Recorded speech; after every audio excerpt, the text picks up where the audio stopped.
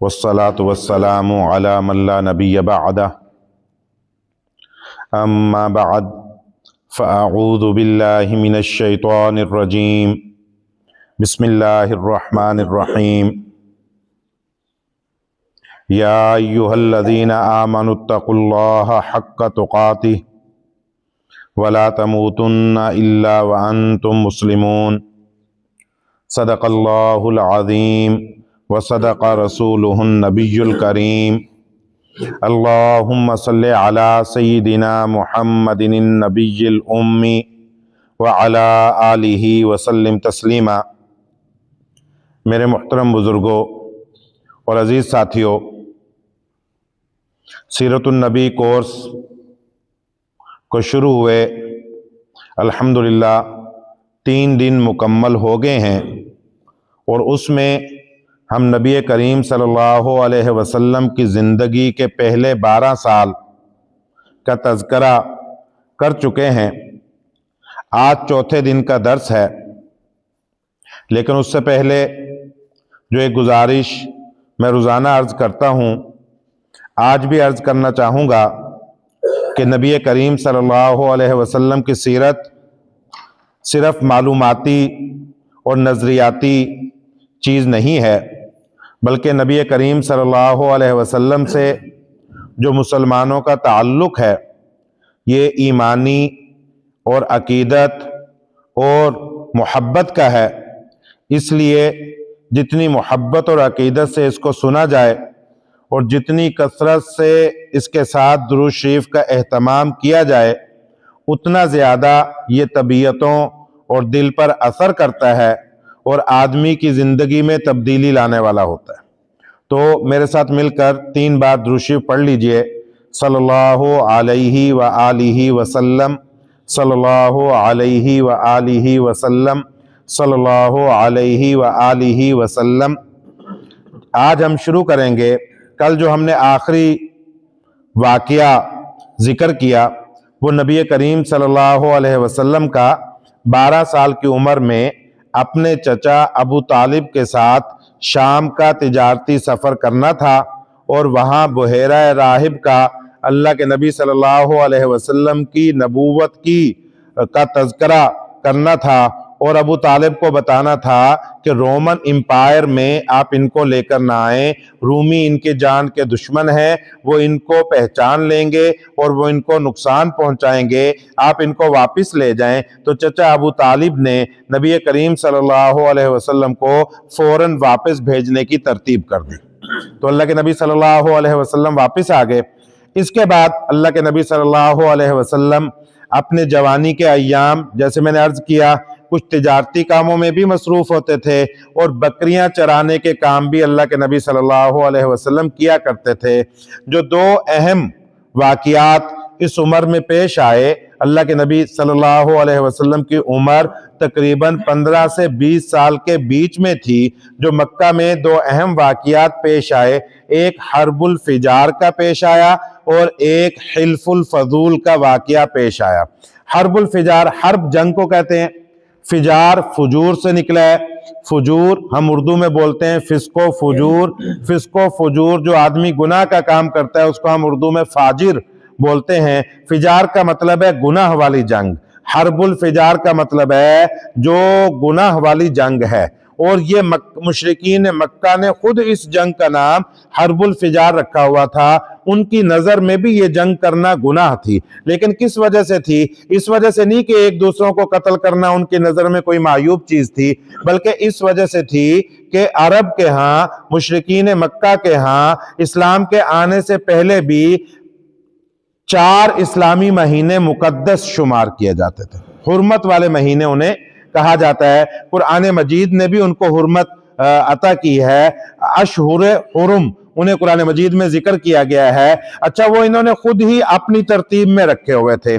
کس لیے رکھے ہوئے تھے؟ آخر ان کو تجارتیں بھی کرنی ہوتی تھی، جنگ بھی کرنی ہوتی تھی اور تجارتیں بھی کرنی ہوتی تھیں، اور ایسا تو ہو نہیں سکتا، سب قبائلی نظام تھا۔ اگر یہ اس مہینے میں پرامن ہو اور اگلا قبیلہ جنگ پہ راضی ہو، یا اگلا ان کے ساتھ معاہدہ کر لے اور اس سے اگلا جنگ پہ راضی ہو، फिर तो तिजारत ना शाम पहुंच सकती है, ना यमन पहुंच सकती है, ना हबशा पहुंच सकती है, ना मिस्र पहुंच सकती है। और ये हजरात यहाँ पर तिजारत किया करते थे। तो इन्होंने 4 महीने हुर्मत वाले रखे हुए थे। एक तो अल्लाह की तरफ से इनका हुक्म था, दूसरा इनको अपनी तिजारत के लिए और हज का सफर करने के लिए भी हुर्मत वाले महीनों की जरूरत थी, ताकि हमारा सामान जो है बाहिफाजत वहां पहुंच जाए। मुशरिकीन मक्का के यहाँ इस्लाम से पहले भी ये दस्तूर था कि अगर अशहुरे हुरम में, इन हुर्मत वाले महीनों में कोई आदमी अपने बाप के कातिल को भी देख लेता तो वो उसको कत्ल नहीं करता था। यानी इन महीनों की हुर्मत इतनी ज्यादा होती थी। तो चूंकि ये हर्बुल फिजार जुल्कादा के महीने में बाजार उकाज, अरब के बहुत सारे मशहूर बाजार थे। बाज बाजार वो होते हैं जो खास मौकों पर लगते हैं, उकाज भी खास मौकों पर लगा करता था। जैसे तबलीगी इज्तिमा के जो बाजार होते हैं, जो बाहर में इज्तिमा शुरू होता है, वो बाजार आर्जी होते हैं और साल में एक ही दफा लगते हैं और 5-10 दिन के लिए जितने दिन इज्तिमा होना होता है उतने दिन ही लगते हैं। ऐसे ही जो हज के आयाम में वहां बाजार लगते थे वो आर्जी बाजार होते थे और हज के महीनों में ही लगा करते थे। आज तो हज 5 दिन में ही हो जाता है, उस वक्त में तो जो सफर होते थे 2-2, 3-3 महीनों के होते थे। तो जिलकादा का महीना, जुलहज्जा का महीना, मुहर्रम का महीना, ये अल्लाह की तरफ से हुर्मत वाले महीने हैं, ये हज वाले महीने हैं। इनमें काफिले आया करते थे और वहां ये बाजार लगा हुआ करता था और वहां से अपनी खरीदो फरोख्त किया करते थे। तो जुलकादा के महीने में एक कबीला है बनु किनाना और दूसरा कबीला है कैस ईलान। बनु किनाना के कबीले के एक आदमी ने कैस ईलान कबीले के 3 बंदों को कत्ल कर दिया, जहां से ये जंग शुरू हुई। बनु किनाना कुरैश के हलीफ थे, यानी इन दोनों का आपस में इत्तेहाद हुआ था। तो अगर बनु किनाना लड़ेगा, जैसे आजकल हमारे एक मशहूर बात है कि सऊदी अरब के साथ पाकिस्तान का एक दिफाई मुआहिदा हुआ है, और उस दिफाई मुआहिदे का मतलब क्या होता है कि अगर एक मुल्क पर किसी मुल्क ने हमला किया तो वो दोनों मुल्कों पर हमला शुमार किया जाएगा। तो इसी तरीके से बनु किनाना ने यह मामला किया और कैस ऐलान की बनु किनाना से जंग हुई और कुरैश उनके साथ बनु किनाना के साथ शरीक हुए और ये जंग बुरे तरीके से हुई और उनकी नजर में ये गुनाह की जंग थी, इसलिए कि हज वाले महीनों में हुई। शुरू में कैस ऐलान का पलड़ा भारी रहा और बाद में कुरैश और किनाना जो है ये जीत की तरफ गए, यानी इन्होंने उनके ज्यादा बंदे मारे। लेकिन जल्द ही, क्योंकि उनके अपनी नजर में भी ये जंग गुनाह वाली थी, लेकिन जल्द ही बीच में ऐसे लोग खड़े हो गए जिन्होंने कहा कि इस जंग को खत्म किया जाए। और खत्म करने का तरीका यह निकाला कि जितने बंदे दोनों तरफ के मारे हैं वो तो कल खत्म हो जाए। मसलन बतौर मिसाल कह रहा हूं, सही तादाद मेरे ज़हन में नहीं, कि अगर इधर के 100 मारे हैं, इधर के 100 मारे हैं, फिर तो बराबर हो गया, ठीक है। और अगर कैस ऐलान ने इनको 100 मारे हैं और इन्होंने उनके 150 मारे हैं तो ये 50 बंदों की दियत दे दे, क्योंकि उन्होंने 50 बंदे ज्यादा मारे हैं। तो कुरैश ने वो दियत अदा कर दी और ये जंग जो है खत्म कर दी। तो ये हर्बुल फिजार की जंग है। अच्छा, इस जंग को क्यों जिक्र किया जाता है? ये तो जाहिलियत की जंग है, इसको सीरतुन नबी में जिक्र करने की जरूरत क्यों पेश आई कि इसमें अल्लाह के नबी सल्लल्लाहु अलैहि वसल्लम ने भी शिरकत की। कैसे शिरकत की? यानी उनके चचाओं ने अल्लाह के नबी सल्लल्लाहु अलैहि वसल्लम को जबरदस्ती अपने साथ इस जंग में शरीक किया, लेकिन अल्लाह के नबी सल्लल्लाहु अलैहि वसल्लम इसमें तीर उठाकर देने वालों में से थे, बराह रास्त जंग करने वालों में से नहीं थे। ये सारी बात जो है रिवायात के अंदर इसका तज़किरा मौजूद है। तीर उठाकर देने वालों से क्या मुराद है? तीर उधर से भी आते हैं ना, तीर इधर से भी जाते हैं। जो उधर से तीर आ रहे होते हैं वो इधर वाले इकट्ठे कर रहे होते हैं और फिर इधर वालों ने तीर जो है उधर फेंकने होते हैं। तो अल्लाह के नबी सल्लल्लाहु अलैहि वसल्लम यहां से तीर उठाकर दिया करते थे और चचा और बाकी कौम जो है वो उसमें लड़ा करती थी। क्योंकि इसमें अल्लाह के नबी सल्लल्लाहु अलैहि वसल्लम का तज़किरा आता है, इसलिए हर्बुल फिजार के जंग को सीरतुन नबी में याद और बाकी समझा जाता है, यानी इसके तज़किरे को लाजमी तौर पर जिक्र किया जाता है। इसके बाद जो दूसरा अहम मुआहिदा हुआ वो हिल्फुल फदूल का मुआहिदा हुआ। हिल्फ मैंने पहले भी बताया था, हल्फ नामे को कहते हैं, कसम खाने को मुआहिदा करने को भी कहते हैं। और फजूल जो है ये 3 साथी थे, तीनों जिम्मेदार थे। एक का नाम था फजल बिन वदा और एक का नाम था फजल बिन हारिस और एक तीसरे थे, उनका नाम भी फजल था। तो इन तीनों ने चूंकि इस मुआहिदे को करवाने की कोशिश की थी, नतीजतन इसका नाम फजल की जमा होती है अरबी में फजूल, तो इस मुआहिदे का नाम पड़ गया हिल्फुल फजूल। और इस मुआहिदे में यह था चूंकि अरब के अंदर और इन इलाकों के अंदर जुल्म जबर ज्यादा हो गया था, कत्ल गारत زیادہ ہو گیا تھا، مظلوم کا حق کھایا جانے لگ گیا تھا. تو بہت سارے لوگ تھے جن کے دلوں میں یہ بات تھی کہ کوئی ایسا طریقہ ہو کہ مظلوم کا حق نہ مارا جائے اور مظلوم کی داد رسی کرنے والا کوئی ہو اور ظالم کا ہاتھ روکنے والا کوئی ہو. تو یہ وہ اہم معاہدہ ہے جو حلف الفضول کا ہوا، اور اس میں اللہ کے نبی صلی اللہ علیہ وسلم نے بھی شرکت کی. اور جب یہ 20 سال کی عمر میں ہو رہا ہے نا، جب اللہ کے نبی کی عمر 40 سال ہوئی، نبوت مل گئی، اس کے بعد بھی اللہ کے نبی اس معاہدے کا تذکرہ کرتے تھے. حالانکہ یہ زمانہ جاہلیت کا تھا، اور اللہ کے نبی صلی اللہ علیہ وسلم فرمایا کرتے تھے کہ آج نبی بننے کے بعد اور دین اسلام آنے کے بعد بھی اگر مجھے کسی ایسے معاہدے کی طرف بلایا جائے جو حلف الفضول کی طرز کا ہو تو میں انشاءاللہ اس میں جانے کے لیے تیار ہوں. اس لیے کہ جو حرب الفجار تھی یہ قومی حمیت کی، قومی تعصب کی اور قومی غیرت کی اور قومیت کی جنگ تھی، جس کے اسلام کے اندر گنجائش موجود نہیں کہ میرا بندہ حق پر ہو یا نہ حق پر ہو میں اس کی طرفداری کروں گا اور دوسرے کی مخالفت کروں گا. جبکہ اس کے مقابلے میں حلف الفضول جو معاہدہ ہوا تھا وہ اس بنیاد پر نہیں ہوا تھا کہ میں قریشی کے ساتھ کھڑا ہوں اور سامنے والا کہے کہ میں کیسے اعلان کے ساتھ کھڑا ہوں، میں اپنے قبیلے اور اپنے حلیف کے ساتھ کھڑا ہوں، اور دوسرا کہے میں اپنے قبیلے کے ساتھ کھڑا ہوں. اس کا عنوان یہ نہیں تھا. اس کا عنوان یہ تھا کہ ظالم کا ہاتھ روکا جائے گا اور مظلوم کی داد رسی کی جائے گی. چنانچہ اس میں جو واقعہ پیش آیا تھا، باہر سے زبید قبیلے کا ایک آدمی تجارت کے لیے مکہ مکرمہ آیا اور اس نے عاص بن وائل کو سامان تجارت فروخت کیا. عاص بن وائل نے اس زبیدی سے یعنی زبید قبیلے کے آدمی سے سامان تجارت لیا اور کچھ قیمت ادا کر دی اور کچھ قیمت روک لی. اب اس کا تو کوئی، یہ تو پردیس بیٹھا ہے، زبید تو پردیس میں تھا نا، اپنے ملک میں تو موجود نہیں تھا. تو زبید نے پہلے 1 2 4 اپنے بندوں کو کہنے کی کوشش کی لیکن کسی نے اس کی بات نہیں سنی. تو وہ جبل ابو قبیس میں، جیسے کوئی کسی علاقے میں ہو، ہم بھی آج کل ایسی ویڈیو سن لیتے ہیں جس کا کوئی نہیں ہوتا، وہ یعنی کسی بھی وزیر کو، وزیر پنجاب کو، وزیر اعظم کو، کسی کا ڈی ایس پی کو، کسی کا نام لے کر وہ ویڈیو بناتا ہے اور اس کا مقصد ہوتا ہے کہ کوئی میری داد رسی کرنے والا ہو تو میری بات سن لے.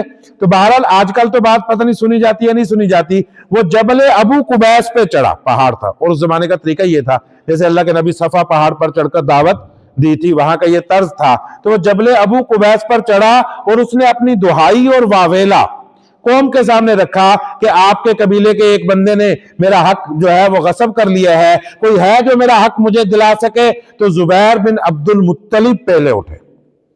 عبد المطلب کے بیٹے تھے زبیر. اٹھنے کا مطلب ہے کہ انہوں نے اس کو ساتھ لیا اور پھر 2 4 5 بندوں کو اور ساتھ لیا، جس میں فضل بن ودا، فضل بن حارث اور دوسرے ساتھی ہوئے. اور عبداللہ بن جدعان اس زمانے کے ایک معتبر آدمی تھے، ان کے بیٹھک پر بیٹھ کر یہ انہوں نے بات طے کی اور پھر زبیدی کا حق عاص بن وائل سے لے کر دیا. اور اس معاہدے کے وقت میں اللہ کے نبی صلی اللہ علیہ وسلم بھی اس کے بیچ میں موجود تھے. تو بہرحال یہ 2 باتیں، ایک دینی حمیت کا قصہ ہے، ایک قومی حمیت کا قصہ ہے. قومی حمیت کو اسلام پسند نہیں کرتا، ایسا نہیں کہ قومیت کو نہیں کرتا، قومیت کو اللہ نے خود قرآن مجید میں ذکر کیا کہ یہ لتعارفوا، تمہارے تعارف کے لیے ہے، لا لتفاخروا، نہ کہ فخر کے لیے ہے. فخر کے لیے اگر کوئی چیز ہے تو ان اکرمکم عند اللہ اتقاکم، کہ اللہ کے ہاں تم میں سے سب سے معتبر وہ ہے جو اللہ سے زیادہ ڈرنے والا ہو. تو یہ جو قبائل ہیں یہ تفاخر کے لیے نہیں ہوتے، یہ تعارف کے لیے ہوتے ہیں. اور دینی اہمیت یہ کہتی ہے، قرآن مجید میں بھی ہے، یا ایھا الذین آمنوا کونوا قوامین للہ شہداء بالقسط ولا یجرمنکم شنآن قوم علی الا تعدلوا، کہ کسی دشمن کی دشمنی تمہیں اس بات پر نہ ابھارے کہ تم اس پر ظلم کرو. اور دوسری جگہ پر ذکر کیا کہ اعدلوا هو اقرب للتقوی، کہ عدل کا ساتھ دو اگرچہ تمہیں اپنے رشتہ دار کے خلاف ہی عدل کا ساتھ دینا پڑے. قرآن مجید نے اس کو ذکر کیا. بہرحال تو اللہ کے نبی صلی اللہ علیہ وسلم نے حلف الفضول میں شرکت کی. لگ بھگ عمر 20 سال کی ہو گئی. اللہ کے نبی تجارتی سفر بھی کیا کرتے تھے اور اللہ کے نبی صلی اللہ علیہ وسلم کی شہرت حیا کے حوالے سے بہت زیادہ ہو سکی تھی، پاک دامنی کے حوالے سے. یعنی ایک ایسے معاشرے میں، ہمارے معاشرے میں تو ہو سکتا ہے نہ چیزیں پتہ چلتی ہوں، اس معاشرے میں جہاں معاشقے عام تھے، جہاں بدکاری عام تھی، جہاں فحاشی عام تھی، اس میں کسی آدمی کا پاک دامن رہ جانا بہت بڑی بات ہے. تو اللہ کے نبی صلی اللہ علیہ وسلم کے حیا کے قصے، پاک دامنی کے قصے، وقار کے قصے اور اللہ کے نبی صلی اللہ علیہ وسلم کے صداقت اور امانت کے قصے بہت زیادہ مشہور ہو چکے تھے، اور تجارتی سفر اللہ کے نبی کر چکے تھے، اور تجارت میں بھی اللہ کے نبی صلی اللہ علیہ وسلم کی صاف گوئی کے اور صاف معاملے کے قصے جو ہے بہت زیادہ مشہور ہو چکے تھے۔ تو مکہ کی ایک تاجرہ، نام ہے ان کے حضرت خدیجہ رضی اللہ تعالی عنہا، وہ کون تھی؟ وہ انویسٹر تھی، یعنی وہ خود شام کا سفر نہیں کیا کرتی تھی، یمن کا سفر نہیں کیا کرتی تھی، تجارتی سفر نہیں کیا کرتی تھی، وہ مال مزاربت پر دیا کرتی تھی، یعنی مال ان کا ہوا کرتا تھا، محنت کسی اور کی ہوا کرتی تھی، اور پرافٹ آپس میں تقسیم ہوا کرتا تھا، اس کو مزاربت کہا جاتا ہے۔ آج کے زمانے میں بھی ہوتا ہے۔ تو حضرت خدیجہ رضی اللہ تعالیٰ، یعنی ایسا نہیں کہ خالی مولوی کو مال دیا، ایسا کہ ان کی سمجھداری اور ان کے شعور اور ان کے تجارتی فہم اور ان کی صداقت اور امانت کی باتیں مکہ میں زبان زدہ عوام تھیں، اور وہ اپنا تجارتی مال اور بھی پہلے لوگوں کے ذریعے بھیجا کرتی تھی۔ پہلی بار تو یہ تجارت میں نہیں آئی تھی، معروف تاجرہ تھیں، تو انہوں نے فیصلہ کیا کہ اپنا تجارتی مال اب کی بار نبی کریم صلی اللہ علیہ وسلم کے ذریعے وہ بھجوائیں گے۔ تو انہوں نے اللہ کے نبی صلی اللہ علیہ وسلم کو بلوایا اور یہ کہا کہ میں تمہیں ڈبل پروفٹ دوں گی، اور آپ جو ہے یہ میرا مال تجارت لے کر جائیں، میری یہ خواہش ہے۔ اور اپنا ایک غلام یا خادم یا سرونٹ کہہ لیں، میسرہ کو بھی ساتھ کر دیا کہ آپ اللہ کے نبی کے ساتھ جائیں۔ اب میسرہ ساتھ روانہ ہوا اور سامان تجارت اللہ کے نبی لے کر گئے شام کی طرف، اور وہ راستے میں اللہ کے نبی کی صفائی اور صاف معاملے کے قصے دیکھتے، اور وہ کچھ معجزات بھی دیکھتے کہ اللہ کے نبی جہاں سے گزرتے وہاں اوپر ان کے اوپر جو بادل ہے وہ سایہ فگن ہوتا، اور پھر وہاں پر انہوں نے تجارت کا معاملہ دیکھا کہ پورے تجارت میں اللہ کے نبی نے کہیں جھوٹ نہیں بولا، کہیں خیانت نہیں کی، کہیں دغا نہیں کیا، کہیں کسی قسم کا نقصان پہنچانے کی کوشش نہیں کی، تو بلکہ اس کے بغیر تجارت کی اور اس تجارت میں نفع حاصل کیا، اور پھر وہاں سے مال تجارت لیا اور یہاں آ کر دوبارہ فروخت کیا اور اس کے اندر نفع حاصل کیا۔ انہوں نے اللہ کے نبی کے لیے ڈبل پروفٹ کی بات کی، اور اللہ کے نبی نے اس سفر میں جو تجارت کی اس کے نتیجے میں حضرت خدیجہ اس سے پہلے جو تجارت کیا کرتی تھی، اللہ کے نبی نے ان کو ڈبل منافع جو ہے کما کر دے دیا اس پر۔ تو حضرت خدیجہ رضی اللہ تعالیٰ عنہ اس سے بہت زیادہ متاثر ہوں، اور پھر جو ان کے غلام تھے میسرہ، انہوں نے آ کر بہت سارے قصے ذکر کر دی کہ اللہ کے نبی ایسے تھے ایسے تھے ایسے تھے، میں نے یہ دیکھا میں نے یہ دیکھا میں نے یہ دیکھا، بہت ساری چیزیں ذکر کر دی۔ تو حضرت خدیجہ رضی اللہ تعالیٰ عنہ اس بات سے متاثر ہوئیں، اور انہوں نے فیصلہ کیا کہ مجھے ان سے نکاح کرنا چاہیے۔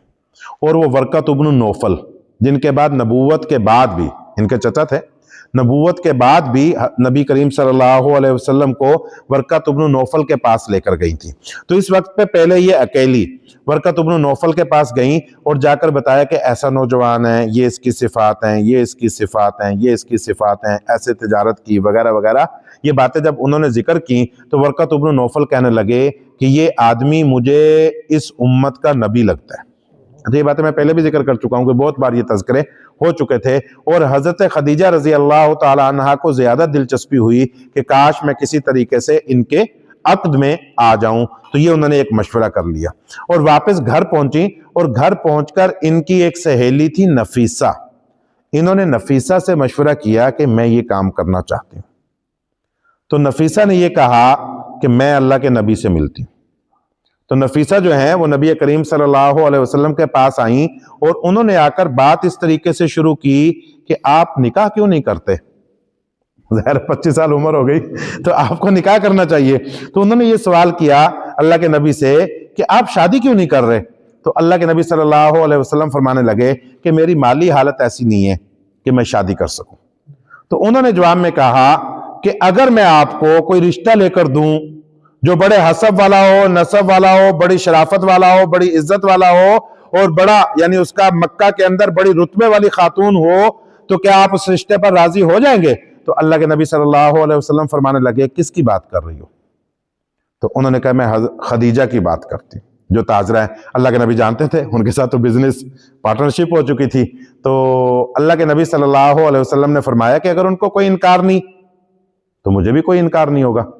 تو یہ بات ہو گئی۔ تو یا کہا ایسے اس سے ملتا جلتا جملہ کہا۔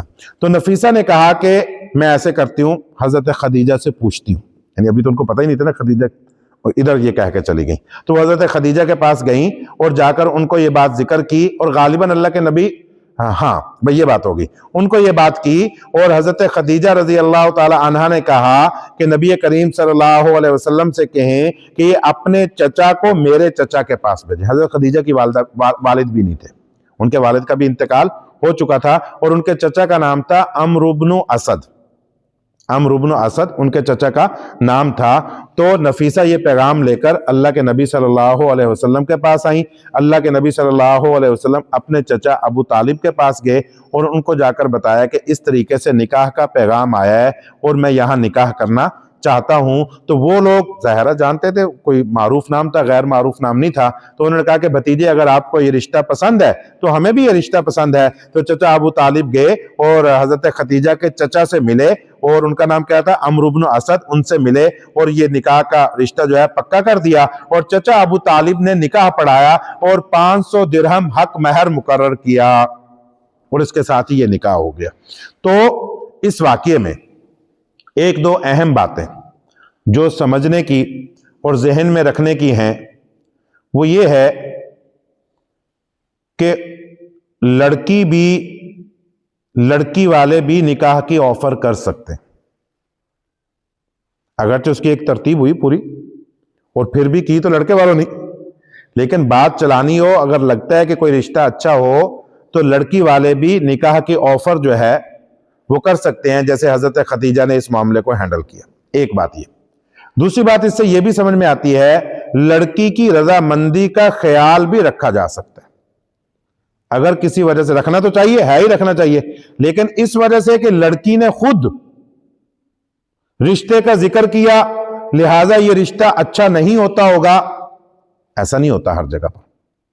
اگر لڑکی نے کسی رشتے کا اظہار کیا اور آپ نے اس کی چھان بین کی اور آپ کو لگا کہ یہ رشتہ جو ہے اس کے لیے مناسب ہے, تو ایسی جگہ پر بھی رشتہ کیا جا سکتا ہے, جیسا کہ یہ رشتہ یہاں پر ہوا. تیسری بات جو میں یہاں پر ذکر کرنا چاہتا ہوں, یہ تو بعد میں پتہ چلے گا. اچھا, یہ حضرت خدیجہ کو تھا. میں ویسے آپ سے سوال پوچھتا ہوں, اس کو ہم کیا شمار کریں, اس رشتے کو, اس کو لو میرج شمار کریں یا ارینج میرج شمار کریں؟ ارینج میرج ہوئی ہے یہ. ایک دفعہ انکار بھی انہوں نے کیتا ہے نا جی, چاچے نے انکار بھی کیتا, تو پھر دوبارہ مطلب کہ انہوں نے کوئی ترتیب بنائی ہوئے مطابق پھر دوبارہ نکاح, لیکن چاچے کے ذریعے سے نکاح ہوا نا. لیکن میں صرف یہ کہنا چاہ رہا ہوں, بعد میں جب ہم باقی زندگی دیکھیں گے اس میں تو لو ہی لو ہوتا ہے. ارینج میرج میں بھی بعد میں لو ہی ہوتا ہے. ارینج میرج میں بعد میں کیا ہوتا ہے, وہاں بھی لو ہوتا ہے, اور این ممکن لو میرج میں بعد میں جھگڑے ہوں, ایسا بھی تو ہو جاتا ہے نا, بہت ساری چیزیں پیش آ جاتی ہیں. میں جس بات کی طرف توجہ دلانا چاہتا ہوں کہ یہ جو تصور ہے کہ لو میرج وہی ہوتا ہے جو والدین کے بغیر ہو, یہ تصور غلط ہے. جس میں آپ پورے خاندان کو چھوڑ دیتے ہیں, پورے قبیلے کو چھوڑ دیتے ہیں, دوسروں کی پشت پناہی کو چھوڑ دیتے ہیں, بالکل تنے تنہا ہو جاتے ہیں, اور آپ کو لگتا ہے کہ کورٹ میرج کر لینا چاہیے, آپ کو لگتا ہے گھروں سے باہر نکل جانا چاہیے. یہ تصور غلط ہے, اور یہ رشتے عام طور پر کامیاب نہیں ہوتے, اس لیے کہ اس کو جوڑنے والا کوئی نہیں ہوتا. جب اس کے اندر دراڑ آتی ہے, شادی لو میرج پہ شمار کریں, اس کو تو لو میرج کہنے نہیں چاہیے, یہ تو ایک ہوس پرستی ہوتی ہے. لیکن میں ویسے کہتا ہوں آج کے زمانے کے نام میں لو میرج میں شمار کریں یا ارینج میرج میں شمار کریں, بعد میں برتن تو کھٹکتے ہی ہیں. لیکن ارینج میرج میں پیچھے قبیلہ موجود ہوتا ہے, خاندان موجود ہوتا ہے, والدین موجود ہوتے ہیں, سنبھالنے والے موجود ہوتے ہیں, اور ان کو پتا ہوتا ہے کہ ان کے پیچھے کوئی موجود ہے, یہ اکیلا نہیں ہے, اور وہ معاملہ بہتر طریقے سے اس کے اندر سلجھ جاتا ہے. تو جیسے اس معاملے میں بھی پیش آیا, آپ نے اللہ کے نبی کے والد حضرت عبداللہ کے قصے میں بھی دیکھا تھا کہ ان کو ایک خاتون نے آفر کی تھی, اور وہ ورقۃ بن نوفل کی بہن تھی, اور اس لیے آفر کی تھی کہ ان کو اللہ کے نبی کے والد کے چہرے میں نبوت کا نور نظر آیا تھا. لیکن اللہ کے نبی کے والد نے فرمایا تھا کہ اگر آپ نے شادی کرنی ہے تو میرے والد عبد المطلب سے جا کر بات کرو. اور عبد المطلب نے فرمایا میں آپ کی شادی واہب کی بیٹی آمنہ سے کرنا چاہتا ہوں. پھر وہ واقعہ وہاں پر پیش آیا. بہرحال عرض کرنے کا مقصد یہ ہے کہ ارینج میرج لو میرج نہیں ہوتی صرف اس لیے کہ اس میں والد آ گیا یا اس میں قبیلہ آ گیا, اس کو ہم یہ کہہ رہے ہیں. یعنی اللہ کے نبی کی جو میرج ہے, آپ نے کتنی آسانی سے کہا ارینج, क्यों हुई अरेंज? इसलिए कि इन्होंने कबीले को साथ जोड़ा और तरीके से इसको करने की कोशिश की। हालांकि अल्लाह ने हजरत खदीजा के दिल में नबी करीम सल्लल्लाहु अलैहि वसल्लम की मोहब्बत और कशिश डाल दी थी पहले से, और उन्होंने उसकी एक काविश की, लेकिन जो उसका दुरुस्त और प्रॉपर तरीका था उस तरीके से वो काविश की, नतीजतन वो शादी कामयाब हो गई। और बाद में इनकी जो मोहब्बत के किस्से हैं वो आप हजरात के इल्म में है कि हजरत खदीजा ने सारी दौलत लुटा दी अल्लाह के नबी सल्लल्लाहु अलैहि वसल्लम पर, और अल्लाह के नबी सल्लल्लाहु अलैहि वसल्लम ने इनकी जिंदगी में अपनी सारी जवानी बिता दी।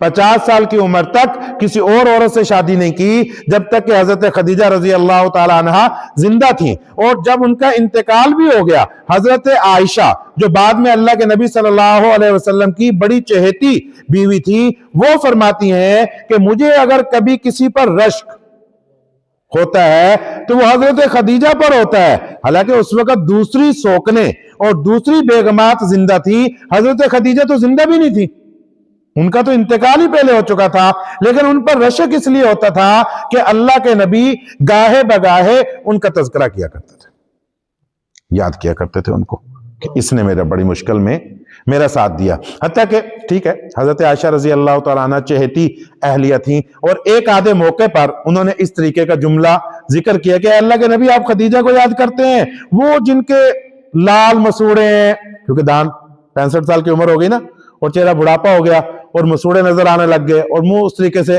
पिलपिला हो गया। उन्होंने एक बात ना जिक्र की, लेकिन इसके बावजूद अल्लाह के नबी सल्लल्लाहु अलैहि वसल्लम ने हजरत खदीजा रजी अल्लाह ताला अन्हा के तारीफी कलिमात जिक्र किए कि नहीं, हजरत खदीजा ऐसी थी, हजरत खदीजा ऐसी थी, हजरत खदीजा ऐसी थी, कि अल्लाह ने उस मौके पर जब सब ने मुझे झुटलाया, हजरत खदीजा रजी अल्लाह ताला अन्हा ने मेरा साथ दिया। तो बहरहाल ये अल्लाह के नबी सल्लल्लाहु अलैहि वसल्लम की जो शादी है वो हजरत खदीजा रजी अल्लाह ताला अन्हा से हो गई। फिर आपको पता है कि अल्लाह के नबी सल्लल्लाहु अलैहि वसल्लम की 11 बेगमात थीं, और उनमें से औलाद सिर्फ इसी एक अहलिया से हुई। किन से हुई? हजरत खदीजा रजी अल्लाह ताला अन्हा से हुई। और कितने औलाद हुई? 2 बेटे और 4 बेटियां इनसे हुई। पहला बेटा इनसे पैदा हुआ हजरत कासिम रजी अल्लाह ताला अन्हो, अल्लाह के नबी की उम्र 28 साल थी, यानी शादी से 2.5-3 साल बाद इनकी विलादत हुई, और 2 साल की उम्र में इनका इंतकाल हो गया। इन्ना लिल्लाहि व इन्ना इलैहि राजिऊन। फिर अल्लाह के नबी की उम्र 30 साल हुई, और अल्लाह के नबी सल्लल्लाहु अलैहि वसल्लम की पहली बेटी की विलादत हुई हजरत ज़ैनब रजी अल्लाह ताला अन्हा, और 33 साल की उम्र में दूसरी बेटी हजरत रुकैया रजी अल्लाह ताला अन्हा की विलादत हुई। 35 साल की उम्र में तीसरी बेटी हजरत उम्मे कुलसूम रजी अल्लाह ताला अन्हा की विलादत हुई। और नबूवत से पहले भी कहा जाता है, नबूवत के बाद भी कहा जाता है, 40 या 41 साल की उम्र में या तो नबूवत मिल चुकी थी या उसी साल में मिलनी थी, चौथी बेटी हजरत फातिमा रजी अल्लाह ताला अन्हा की विलादत हुई। और उसके बाद अल्लाह के नबी के एक साहबजादे हजरत अब्दुल्ला की विलादत हुई हजरत खदीजा रजी अल्लाह ताला अन्हा से। वो यानी अलहदा हजरत खदीजा से वो नहीं थे। हजरत मारिया किब्तिया उम्मुल वलद थी, अहलिया नहीं थी, उम्मुल वलद थी यानी बांदी थी। उनसे अल्लाह के नबी सल्लल्लाहु अलैहि वसल्लम का एक बेटा पैदा हुआ, इब्राहिम उनका नाम था। और 8 हिजरी में यानी बिल्कुल फतह मक्का पर उस बेटे की विलादत हुई। और वो बेटा भी 1 साल के बाद जो है, ये 1.5 साल की उम्र में हजरत इब्राहिम का इंतकाल हो गया। और उस वक्त अल्लाह के नबी की आंखों से आंसू जारी थे। और गालिबन हजरत अनस रजी अल्लाह ताला अन्हो ने ये सवाल पूछा कि अल्लाह के नबी आप भी रोते हैं? तो अल्लाह के नबी सल्लल्लाहु अलैहि वसल्लम ने फरमाया कि मैं तकदीर पर राजी हूं, लेकिन ये मोहब्बत के आंसू हैं और रहमत के आंसू हैं। तो आंसुओं का निकलना ये यानी इसके क्या कहेंगे, इसको दुख के या यूं कहें कि रजा बिल कज़ा के खिलाफ नहीं है। आंसू निकल सकते हैं, लेकिन ऐसा वावेला करना जिससे रब पर शिकवा हो जाए और चेहरा पीटना और नोहा करना और गिरेबान चाक करना जिसकी शरीयत में इजाजत नहीं है, ये इसकी जो है वो इजाजत नहीं है। आंसू निकल सकते हैं आंखों से। बहरहाल ये मैंने एक बात जिक्र की, हजरत ज़ैनब रजी अल्लाह ताला अन्हा पर दोबारा आता हूं। एक बात मैं शुरू में इकट्ठी कर देता हूं। हजरत ज़ैनब का निकाह एक मुशरिक से हुआ, अबुल आस बिन रबी, हजरत खदीजा के भांजे, हजरत खदीजा की बहन हाला बिनते खुवैलद के बेटे। اچھا، حضرت خدیجہ جو ہیں یہ بنو امیہ میں سے ہیں، اللہ کے نبی بنو ہاشم میں سے ہیں۔ یہ آپ اس بات کو یاد رکھیے گا، بعض لوگ یہ ذکر کر جاتے ہیں کہ اللہ کے نبی بنو امیہ کو پسند نہیں کرتے تھے، لوگ معاذ اللہ حضرت معاویہ اور ابو سفیان اور پتہ نہیں کیا کچھ گفتگو اس کے اوپر ہو جاتی ہے۔ تو پہلے یہ بات ذہن میں رکھیں کہ حضرت خدیجہ جو پہلی شادی کی اللہ کے نبی نے وہ اپنے خاندان سے باہر کی، یعنی بنو امیہ کے اندر کی، اور جو اپنی پہلی بیٹی کا رشتہ کیا وہ بھی اپنے بھانجے کے ساتھ جو ہے حضرت خدیجہ کے بھانجے ابو العاص بن ربی کے ساتھ کیا، اور اعلان نبوت سے پہلے کیا جب وہ مشرک تھا، ٹھیک ہے۔ اچھا، جب یہ رشتہ ہوا تو خاندان والے چکنا ہو گئے کہ اللہ کے نبی نے رشتہ خاندان سے باہر کر لیا، تو خاندان والے چل کے آئے کہ آپ نے رشتہ باہر کیا، آپ کو خاندان کے اندر کرنا چاہیے تھا۔ تو انہوں نے چچا ابو لہب کے 2 بیٹوں کے ساتھ اللہ کے نبی کی اگلی 2 بیٹیوں کی، جو 33 سال کی عمر میں پیدا ہوئی رقیہ اور 35 سال کی عمر میں جو پیدا ہوئی حضرت ام کلثوم، ان دونوں کا نکاح بھی اعلان نبوت سے پہلے، ایک تو 33 سال کی عمر میں پیدا ہوئی، نبوت کا اعلان 40 سال میں ہے، ایک 35 سال کی عمر میں پیدا ہوئی، نبوت کا اعلان 40 سال میں ہے، ان دونوں سے نکاح ہو گیا۔ اس کا مطلب ہے ان کی عمر 5-6 سال تھی، اور حضرت زینب کی عمر 10 سال ہوگی جب پیدا ہی 30 سال کی عمر میں ہوئی، اور 40 سال کی عمر میں اعلان نبوت ہوا ہے۔ تو حضرت ابو العاص بن ربی بعد میں مسلمان ہوئے، بہت بعد میں مسلمان ہوئے، 17-18 سال کے بعد مسلمان ہوئے۔ ابو العاص بن ربی کے گھر زینب رضی اللہ تعالیٰ عنہ نکاح ہو گیا، اور ابو لہب کے 2 بیٹوں عتبہ اور عتیبہ، عتبہ کے ساتھ بڑی بیٹی رقیہ کا، یعنی بڑی سے چھوٹی رقیہ کا ہو گیا، اور عتیبہ کے ساتھ حضرت ام کلثوم رضی اللہ تعالیٰ عنہ کا نکاح ہو گیا۔ اس کے بعد نبوت آ گئی، ٹھیک ہے۔ نبوت کے بعد شروع میں آپ کو پتا ہے کہ خفیہ دعوت تھی، اس دعوت کے دوران تو کوئی بات نہ ہوئی۔ جب 3 سال گزرنے کے بعد اعلانیہ نبوت کا زمانہ آیا اور اللہ کے نبی نے اپنے خاندان والوں کو جمع کر کے دعوت دی، یا ایھا المدثر قم فانذر وربک فکبر وثیابک فطہر وانذر عشیرتک الاقربین، اپنے وانذر عشیرتک الاقربین کسی اور صورت میں، یہاں قم فانذر، ڈرائیے۔ اور اللہ کے نبی نے اپنے رشتہ داروں کو جمع کر کے دعوت دی۔ ابو لہب نے پتھر اٹھایا اور مارا، اللہ کے نبی کے سر پر لگا، اور اللہ کے نبی صلی اللہ علیہ وسلم کا سر مبارک زخمی ہو گیا، طرح طرح کی تکلیفیں دینے لگے۔ اور اس کی اہلیہ ابو لہب کی ام جمیل تھی، اور وہ رستے میں کوڑا پھینکنے لگ گئی اور کانٹے بچھانے لگ گئی اور لکڑیاں کاٹ کے لایا کرتی تھی، طرح طرح کی تکلیفیں دینے لگ گئی۔ اتنی تکلیفیں دیں کہ اللہ جل جلالہ نے آسمان سے سورت نازل کر دی، تبت یدا ابی لہب وتب۔ نبوت کا کون سا سال ہوگا؟ 4تھا یا 5واں سال لگ بھگ ہوگا۔ پہلے 3 سالوں میں یہ صورت نہیں اتری، اس وقت تو وحی نہیں اتری، یعنی پہلی وحی کے بعد تو فترت آ گئی، پھر بعد میں وحی اترنا جو ہے وہ شروع ہوئی۔ تو جب یہ صورت اتری تو ابو لہب کو اپنی انتہائی رسوائی محسوس ہوئی، اور اس نے اپنے بیٹوں کو قسم دے دی کہ تم نبی کریم صلی اللہ علیہ وسلم کی بیٹیوں کو طلاق دے دو۔ تو دونوں بیٹوں نے طلاق دے دی۔ پہلے عتبہ نے، یعنی دونوں نے دے دی اکٹھے آ کر، عتبہ نے بھی طلاق دی اور عتیبہ نے بھی طلاق دی، ٹھیک ہے۔ عتبہ بعد میں مسلمان بھی ہو گیا، لیکن شادی تو بہرحال نہیں ہوئی۔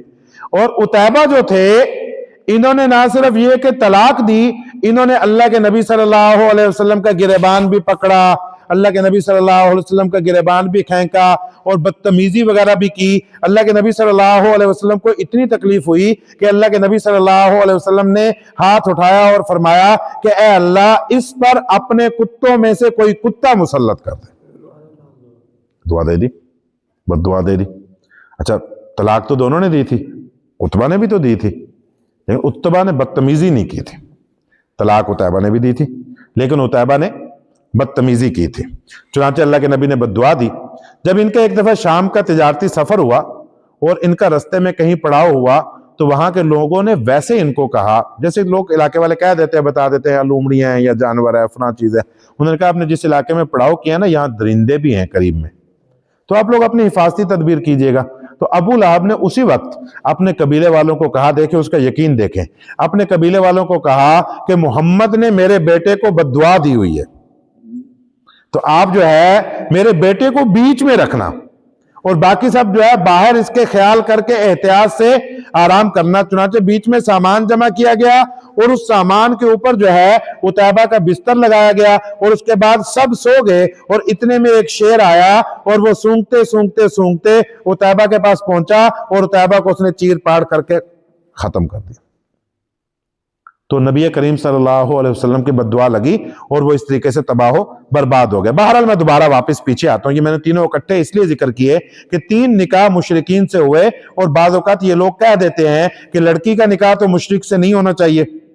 یہ تو ہمارے ہاں ہے نا کہ لڑکے کا نکاح یہودی اور عیسائی سے شریعت کے اندر اس کی اجازت موجود ہے، اور وہ بھی آج کل میں نہیں ہونا چاہیے۔ اس کا بھی میں قصہ آپ کو سناؤں گا۔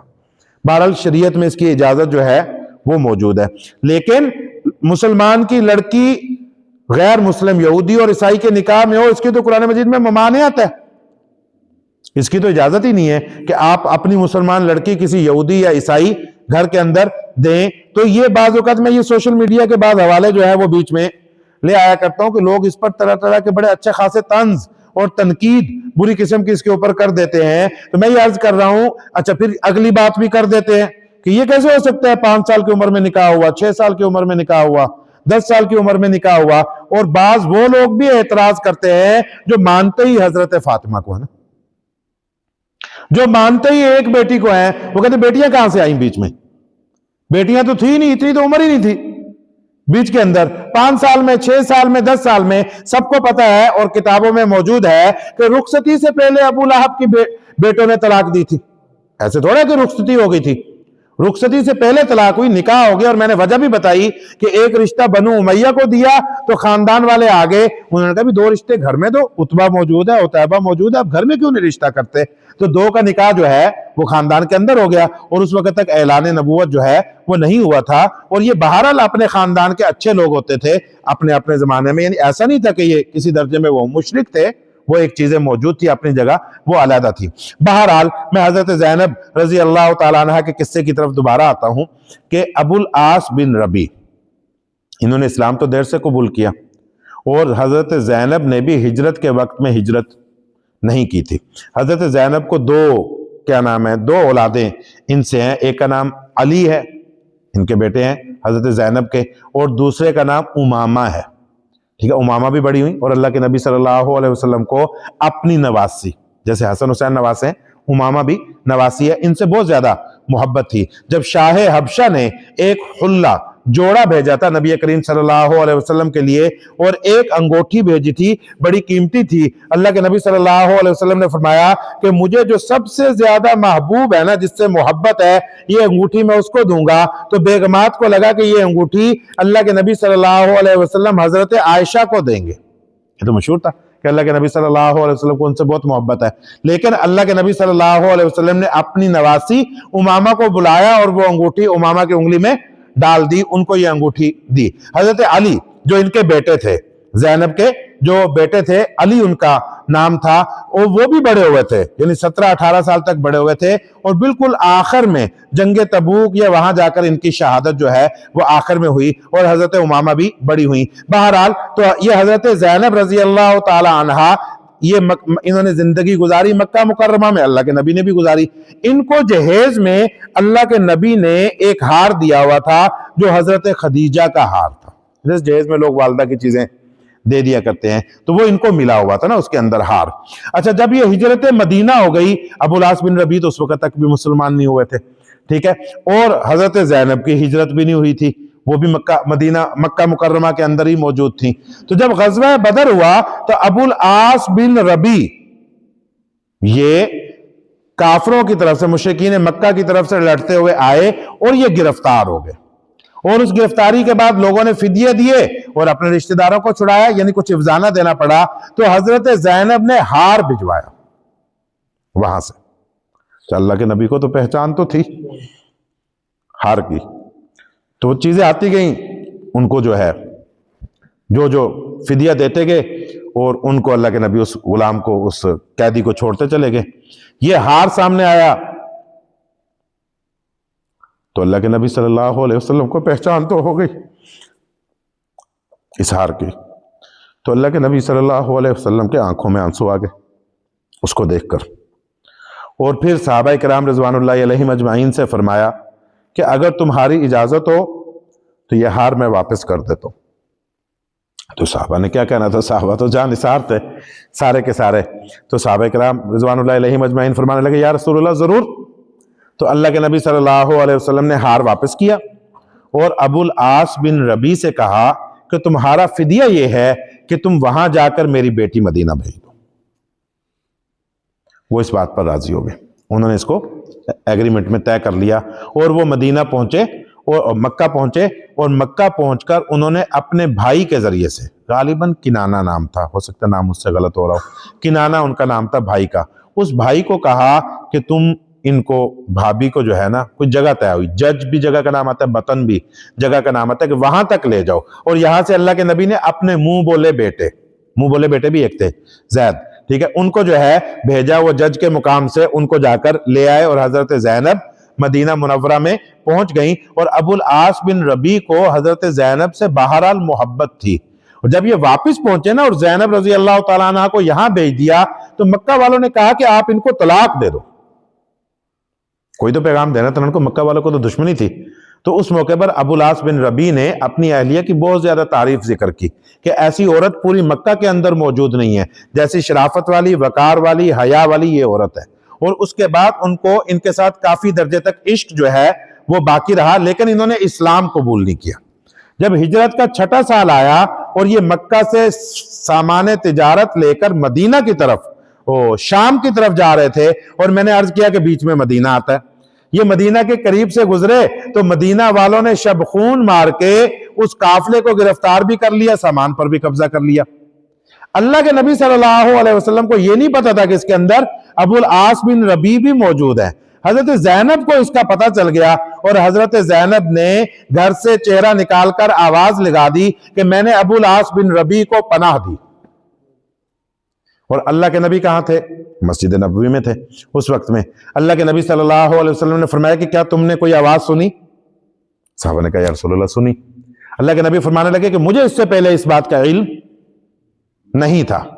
تو تمام صحابہ نے یہ ایک قبائل کا طریقہ ہوتا تھا کہ جو کوئی ایک پناہ دے دیتا تھا بس وہ سب کی طرف سے پناہ سمجھی جاتی تھی، پھر اس پناہ کو توڑا نہیں جاتا تھا۔ تو حضرت زینب نے پناہ دی، پھر اس کے بعد حضرت زینب رضی اللہ تعالیٰ عنہ نے دوسری آواز لگائی کہ میں یہ چاہتی ہوں کہ ابو العاص بن ربی کا سامان تجارت واپس کر دیا جائے۔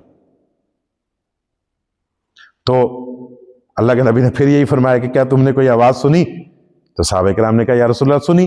تو ان کا سامان تجارت جو ہے وہ بھی واپس کر دیا گیا۔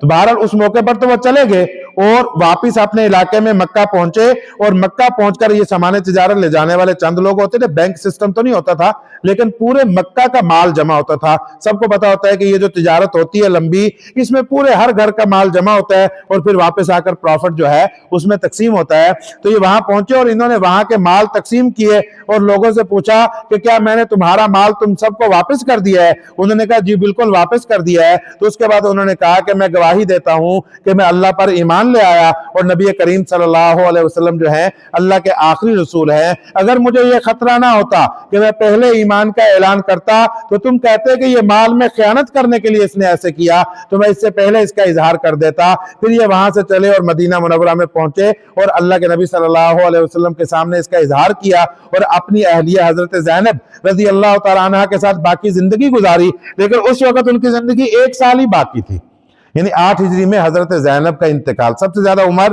جہاں تک پائی ہے وہ حضرت زینب نے ہی پائی ہے، یعنی 30 سال کی عمر میں پیدا ہوئی، اللہ کے نبی کے 30 سال کی عمر میں پیدا ہوئی، اور 58-59 سال کی عمر پہ لگ بھگ، اس سے بھی آگے گنے 53 کے بعد 8 ہجری کرے 61 سال کی عمر میں، یعنی اللہ کے نبی کی 61 سال کی عمر تھی، تو تقریباً 31 سال کی عمر ان کی ہوئی۔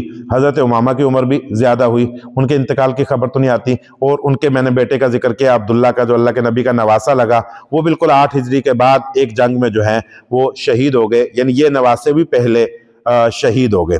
بہرحال یہ حضرت زینب رضی اللہ تعالیٰ عنہ کا قصہ ہے۔ پھر حضرت رقیہ کا میں نے بتایا کہ عتبہ نے طلاق دی، اور اس کے بعد اللہ کے نبی نے ان کا نکاح کن سے کیا؟ حضرت عثمان سے کیا، مکہ مکرمہ میں کیا، وہ بھی جلدی ہوا۔ اگر ان کے 33 سال کی عمر میں ان کی پیدائش ہے، ٹھیک ہے، تو ہجرت حبشہ جو ہوئی پہلی، اس میں حضرت عثمان اور حضرت رقیہ نے میاں بیوی ہوتے ہوئے ہجرت کی ہے۔ یہ تقریباً 6 یا 7 ہجری بنے گا لگ بھگ ہجرت حبشہ جو ہوئی ہے۔ تو اس کا مطلب یہ ہے اگر ہم اس کو 6 یا 7 ہجری نہیں، 6 یا 7 نبوی، ہجرت سے پہلے ہوئی، مکہ کے اندر سے ہجرت ہوئی، تو تقریباً ان کی عمر 12-13 سال ہوتی ہوگی تقریباً، لگ بھگ یہ ساری عمر۔ حضرت عائشہ کا بھی یہی عمر आती है। शायद उस जमाने में निकाह इस उम्र में तकरीबन जो है वो हो जाया करते थे। बहरहाल तो हजरत उस्मान के साथ इन्होंने हिजरत भी की और इन्होंने वो हबशा वाली हिजरत भी की, फिर मक्का वापस आए, मदीना वाली हिजरत भी की। इसलिए ये जुल हिजरतैन, ये मियां बीवी जुल हिजरतैन, 2 हिजरत करने वाले शुमार होते हैं। फिर उसके बाद जब मदीना की हिजरत कर ली, मदीना मुनव्वरा पहुंच गए और गज़वा बदर का वाक़या मौका आया, हजरत रुकैया आलील हो गई। उधर से गज़वा बदर के लिए जाना था, उधर से हजरत रुकैया आलील हो गई। तो अल्लाह के नबी ने हजरत उस्मान गनी को मना कर दिया कि आप ना जाओ, तुम्हारी अहलिया आलील हैं, तुम यहां रुक जाओ। और गज़वा बदर मुसलमान जीत गए और उधर से गज़वा बदर की फतह की खबर आई और इधर से हजरत रुकैया का इंतकाल हो गया। और हजरत रुकैया की तदफीन अल्लाह के नबी सल्लल्लाहु अलैहि वसल्लम के बगैर हुई, यानी उनकी तदफीन पहले हो चुकी थी और अल्लाह के नबी सल्लल्लाहु अलैहि वसल्लम बाद में वहां गज़वा बदर से वापस आए और अल्लाह के नबी ने हजरत उस्मान रजी अल्लाह ताला अन्हु को बदरियों में से शुमार किया कि तुम ऐसे हो जैसे तुमने गज़वा बदर में शिरकत की। और नंबर 2, उनको जो गज़वा बदर का माले गनीमत था उसमें से हजरत उस्मान गनी को हिस्सा भी अता फरमाया और फरमाया कि जितना अजर गज़वा बदर वालों को मिला, फरमाया इतना ही अजर जो है हजरत उस्मान रजी अल्लाह ताला अन्हु को भी मिला। तो इस पर मैं अपनी बात को खत्म करता हूँ। कल कुछ हजरत उम्मे कुलसूम रजी अल्लाह ताला अन्हा, उनका निकाह बाद में हुआ, उसका जिक्र करूंगा। और हजरत फातिमा रजी अल्लाह ताला अन्हा, उनका निकाह हजरत अली से हुआ, उसका तज़किरा करेंगे। और उसके बाद इंशाअल्लाह ऐलान नबूवत जो है उसका तज़किरा आप हजरात के सामने करूंगा। अच्छा, ये मैं यहाँ पर बात मुकम्मल भी करता हूँ। एक ज़रूरी बात आप हजरात से मुख्तसर मशवरा भी कर लेता हूँ, वो ये